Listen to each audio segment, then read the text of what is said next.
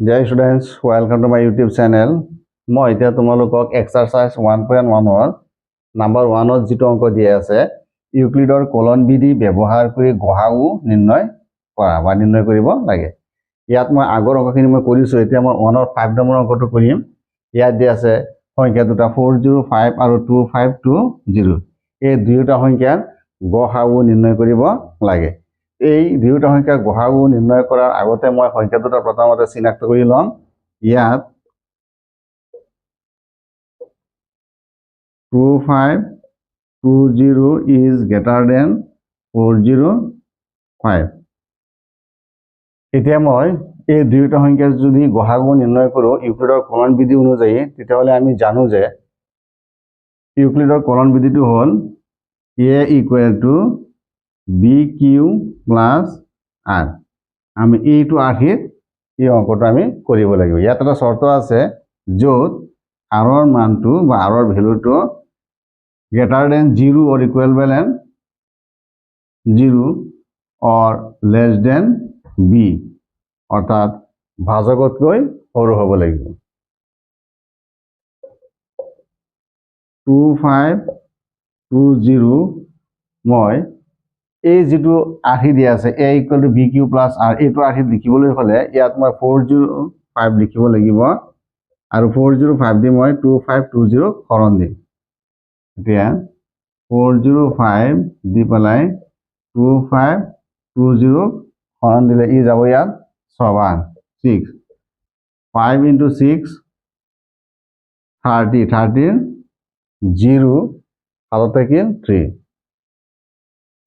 6 into 0 equal to 0 আৰু 3 ইয়াত 3 6 into 4 24 0 পৰা 0 গুচি গ'লে 0 12 12 ৰ পৰা 3 গুচি গ'লে 9 90 ইয়াত বাকি আছে 90।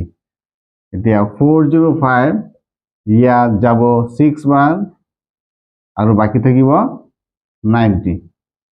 এতিয়া মই প্ৰথমতে এই হাৰিটো পালো, দ্বিতীয় হাৰিত মই লিখিম 405 অৰ্থাৎ 405ক মই 90 দি হৰণ দিম। এটা 90 দি হৰণ দিলে ই কেইবাৰ যাব 405ত 405। এতিয়া যদি ইয়াত 4 দি হৰণ দিও 4 into 0 0 4 into 6 36। এতিয়া 4তকৈ 5 দিলে ইয়াত 45 হৈ যাব, গতিকে নহ'ব 4 দি দিলো 4 into 0 0 4 into 9 36। এতিয়া ইয়াত বাকি আছে 5 ৰ পৰা 0 গুচি গ'লে 0, ইয়াত আছে 0, ইয়াৰ পৰা যদি 1 আহে 10 10 ৰ পৰা 6 গুচি গ'লে 4, অৰ্থাৎ 90 ইয়াত 4 বাৰ যাব আৰু বাকি থাকিব 45। এতিয়া মই সেকেন্ড স্টেপটো মোৰ গুচি গ'ল। এতিয়া মই আকৌ এই 90 45 দি পেলাই হৰণ দিম। এটা 90 45 যাব দুবাৰ 2 into 45 equal to 90, ইয়াত আৰু বাকি 9 প্লাস 0। এতিয়া ছাত্ৰ ছাত্ৰীসকল ইউক্লিডৰ কলন বিধি অনুযায়ী আমি যেটো স্টেপত গৈ বাকি শূন্য পাম, বাকিটো আমাৰ শূন্য হ'ব, সেই স্টেপটোত বা হেতু স্তৰত আমি এই দুয়োটা সংখ্যাৰ গহাগু পাম। অৰ্থাৎ সেই স্তৰত বা এই গোটেইখিনি অংকত যেটো সংখ্যা আটাইতকৈ সৰু ভাজক, ইয়াত দেখা পাইছো আমি 45 টো এই দুয়োটা সংখ্যাৰ সৰু ভাজক, গতিকে 45 টো হ'ব 2520 আৰু 405ৰ গহাও। এতিয়া মই লিখিব পাৰো 405 আৰু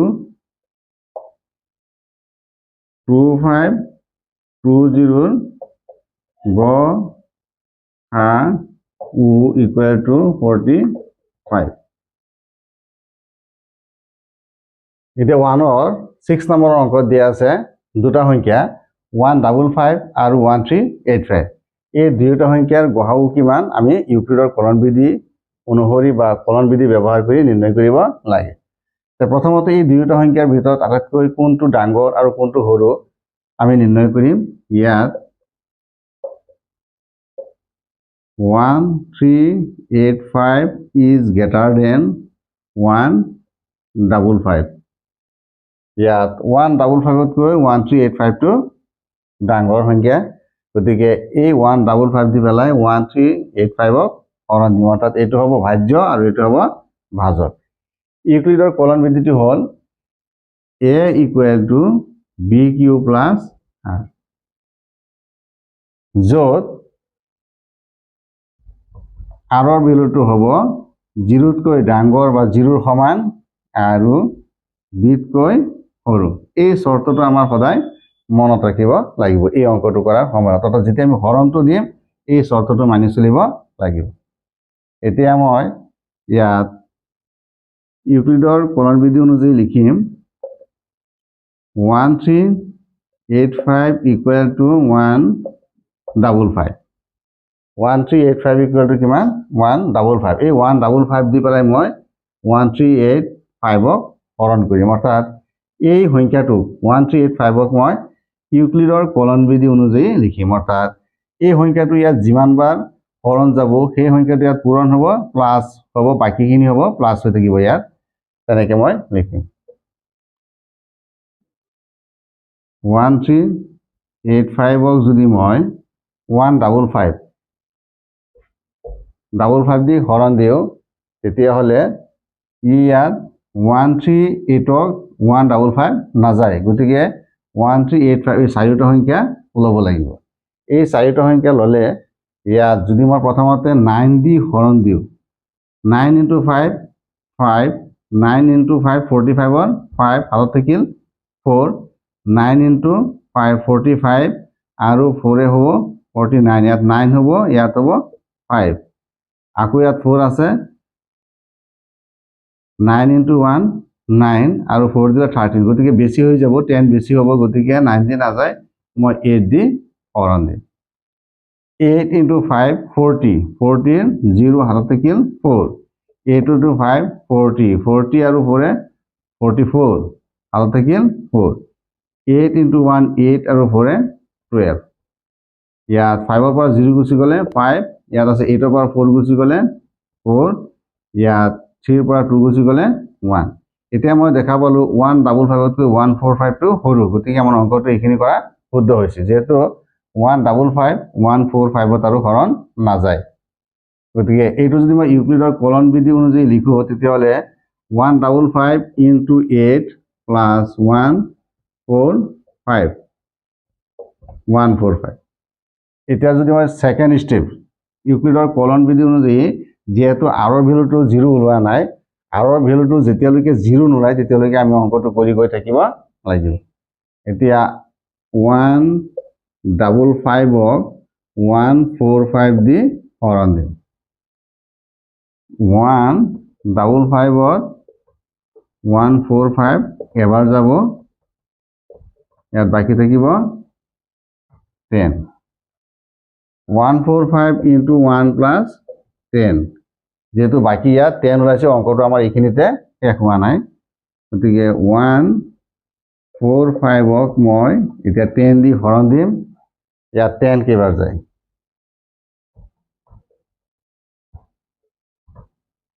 এবাৰ 10 45ত 4 বাৰ 14 বাৰ যাব কিন্তু 14 মানে 140 বাকি থাকিব 5 এইটো আছে ইয়াত আছে 5 এটা 14 5 বাকি থাকিল 5 এতিয়া মই আকৌ 10ক 5 দি হৰণ দিম 5 ইয়াত দুবাৰ যাব প্লাস 0 অর্থাৎ এতিয়া আমার বাকি ওলাইছে গৈ 0 অর্থাৎ অঙ্কটো আমার এইখিনিতেই শেষ হৈ গ'ল এই অঙ্কটোত আটাইতকৈ সৰু ভাজকটো হ'ব 5 গতিকে 155 আৰু 1385 গহাউ ইকুয়াল টু 5 এতিয়া নাম্বাৰ 7 নম্বৰ অঙ্কটো দিয়া আছে 384 আৰু 1296 384 আৰু 1296 ৰ গহাউ কিমান আমি নিৰ্ণয় কৰিব লাগে এতিয়া মই অঙ্কটোত কোনটো সংখ্যা ডাঙৰ আৰু কোনটো সংখ্যা সৰু এইটো মই নিৰ্ণয় কৰিম। ইয়াত 1296 is greater than 384. এতিয়া ইউক্লিডৰ কলন বিধি অনুযায়ী লিখিলে 1296 এইটো হ'ল ভাজ্য আৰু 384টো হ'ল ভাজক। এই 384টো এতিয়া ইয়াত কেইবাৰ হৰণ যাব এইটো নিৰ্ণয় কৰি ল'ম। 1296 384 ইয়াত যেহেতু 384 129 নাযায় গতিকে চাৰিটা সংখ্যা ধৰিব লাগিব। গতিকে 4 দি দিলে 3 × 4 12 হৈ যাব, ইয়াত বেছি হ'ব গতিকে 4 দি নিদিওঁ 3 দি দিম। 3 × 4 12ৰ 2 হাতত থাকিল 1, 3 × 8 24 1 25ৰ 5 হাতত থাকিল 2, 3 × 3 11। এতিয়া 6ৰ পৰা 2 গুচি গ'লে 4, ইয়াত আছে 9, 9ৰ পৰা 5 গুচি গ'লে 4, ইয়াত আছে 2, 2ৰ পৰা গুচি গ'লে 1। এতিয়া আমি ইয়াত দেখা পালোঁ 3842 144তকৈ ডাঙৰ, গতিকে এই 3842 144ত হৰণ নাযায়। এতিয়া মই লিখিম 384 × 3 + 144, অৰ্থাৎ ইয়াত বাকীটো ওলাইছে 144। এতিয়া মই আকৌ 384টোক ভাজ্য হিচাপে ধৰি 144 অৰ্থাৎ 144 দি ইয়াক হৰণ কৰিম। 144 384ত কেইবাৰ যাব? 2 × 4 8, 2 × 4 8, 2 × 2, গতিকে ইয়াত যাব দুবাৰ। 2 × 4 8, 2 × 4 8, 2 × 1 2। এতিয়া 4ৰ পৰা 8 নাযায়, ইয়াৰ পৰা মই 1 ধাৰ কৰিলোঁ, 1 আৰু 4 14, 14ৰ পৰা 8 গুচি গ'লে 6, ইয়াত আছে 7, 7ৰ পৰা 8 নাযায়, ইয়াৰ পৰা ধাৰ কৰিলোঁ 17, 17ৰ পৰা 8 গুচি গ'লে 9, 96। গতিকে ইয়াত দেখা পালোঁ 144তকৈ 96টো সৰু, গতিকে 144টো 96ত হৰণ নাযায়। গতিকে এইটো মই এনেকৈ লিখিম 144 × 2 + 96। এতিয়া মই আকৌ 144 = মই 96 দি হৰণ দিম। 144 আৰু 96 দি হৰণ দিলে ই দুবাৰ নাযায়, এবাৰহে যাব। এতিয়া ইয়াত আছে 4, 4 ইয়াৰ পৰা যদি 1 লওঁ 14, 14ৰ পৰা 6 গুচি গ'লে 8, ইয়াত আছে 3 আৰু 1 13, 13ৰ পৰা 9 গুচি গ'লে 48, গতিকে 96 48তকৈ ডাঙৰ, গতিকে 96 48ত নাযায়, গতিকে এইটো বাকী হ'ব × 1 + 4 8। এতিয়া আকৌ মই 96ক 48 দি হৰণ দিম। এতিয়া 96ক যদি মই 48 দি হৰণ দিওঁ তেতিয়াহ'লে ইয়াত দুবাৰ যোৱাৰ সম্ভাৱনা আছে বা দুবাৰ যাব। 48 দুবাৰ দিলে 2 × 8 16ৰ 6 হাতত থাকিলে 2 × 4 × 9, বাকী 9। গতিকে 96ত এই 48 দুবাৰ যাব, বাকী ইয়াত নাই, অৰ্থাৎ 0। গতিকে আমি জানো যে ইউক্লিডৰ কলন বিধি অনুযায়ী য'ত বাকীটো গৈ 0 ওলাব তাতে অংকটো আমাৰ শেষ হ'ব। এতিয়া এই গোটেইখিনি অংকত যিটো সংখ্যা আটাইতকৈ সৰু ভাজক, অৰ্থাৎ ইয়াত 48টো আটাইতকৈ সৰু ভাজক, এই সংখ্যাটোৱে হ'ব ইয়াৰ গসাগু, অৰ্থাৎ দুয়োটা সংখ্যাৰ গসাগু। 384 আৰু 1296ৰ গসাগু হ'ব 48। 384 আৰু 1296ৰ গসাগু = 48। এতিয়া মই 8 নম্বৰ অংকটো কৰি আছোঁ। ইয়াত 1848 আৰু 3058 এই সংখ্যা দুটা দিয়া আছে। গতিকে এই সংখ্যা দুটাত আটাইতকৈ ডাঙৰ সংখ্যাটো হ'ল 3058 আৰু সৰু সংখ্যাটো হ'ল 1848। ইয়াত 3058 is greater than 1848। এতিয়া মই এইটো যদি ইউক্লিডৰ কলন বিধি অনুযায়ী লিখো তেতিয়াহ'লে মই লিখিব লাগিব এতিয়া 3058 এইটো হ'ব এ আকাৰৰ বা এ এতিয়া ভাজকটো হ'ব 1848 এই 1848 ইয়াত কেইবাৰ হৰণ যাব দিয়া 3058 1848 এবাৰ যাব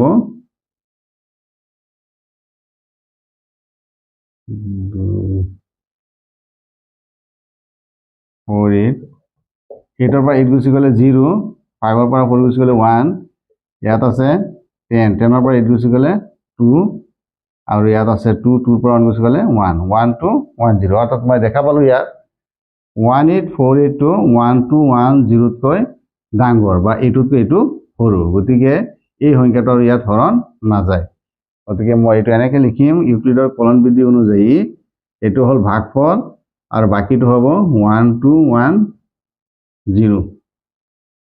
এতিয়া আকৌ মই সেকেন্ড ষ্টেজত লিখিম 1848 1210 দি হৰণ দিম এতিয়া 1210 1848 যাব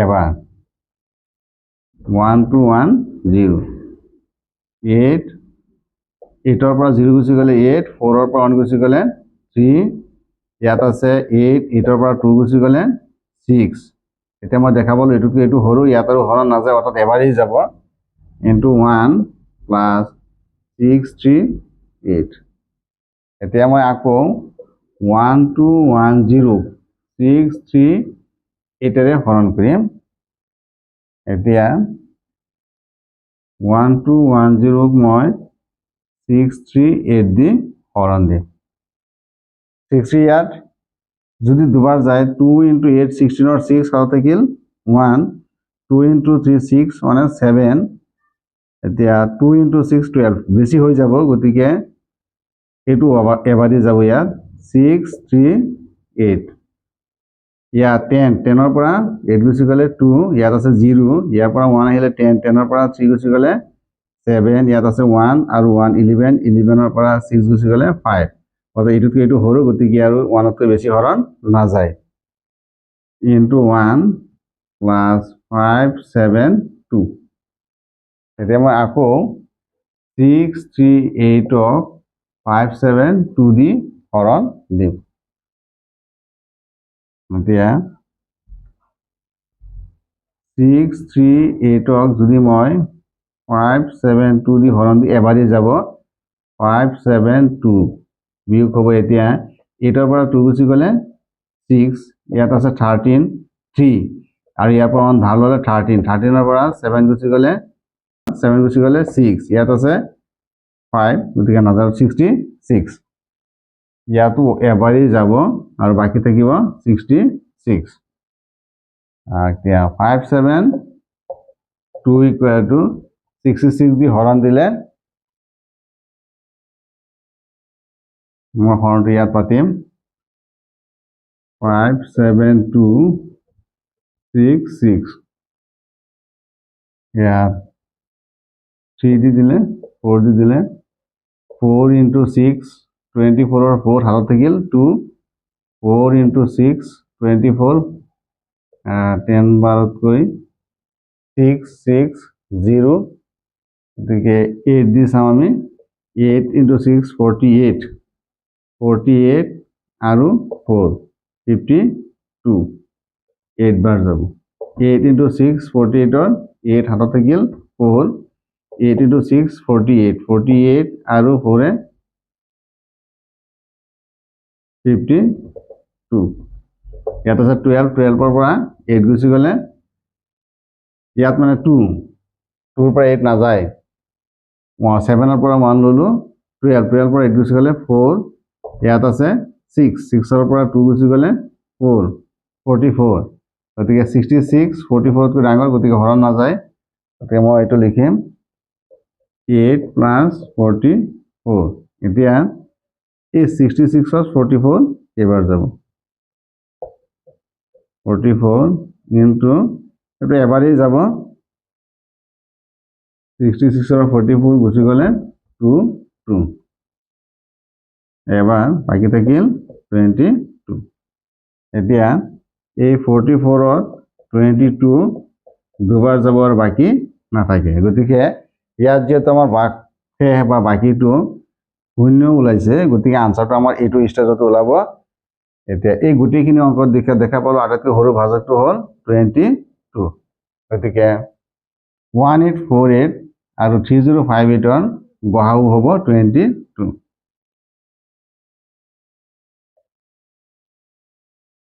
আৰু 3058 গহা ও ইকুয়াল টু 22